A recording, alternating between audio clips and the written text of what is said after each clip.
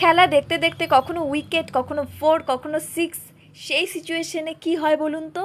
ঠিক যেভাবে বল ছোড়া হয় ঠিক সেভাবে পেটের মধ্যে ইঁদুরগুলো দৌড়তে থাকে।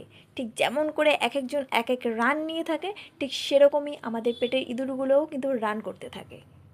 তারপর আমরা স্ন্যাক্স খেয়ে মাইল্ড খিদে মিটিয়ে আমরা কিন্তু মজা করছিলাম এবং খেলা দেখছিলাম।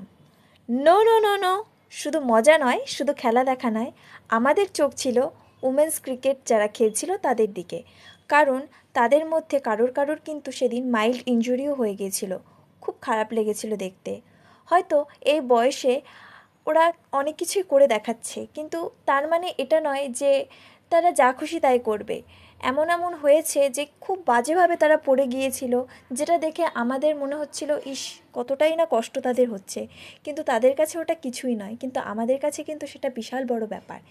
ওরা যেমন প্রতিনিয়ত দৌড়াদৌড়ি করছে, খেলছে এবং সামনের দিকে এগিয়ে যাচ্ছে লাইফ রিস্ক নিয়ে, আমরাও কিন্তু প্রতিনিয়ত যারা মেডিকেল লাইনে আছি তারাও দৌড়াদৌড়ির মাধ্যমে লাইফ রিস্ক নিয়ে মানুষের সেবা করে যাচ্ছি এবং করে যাব।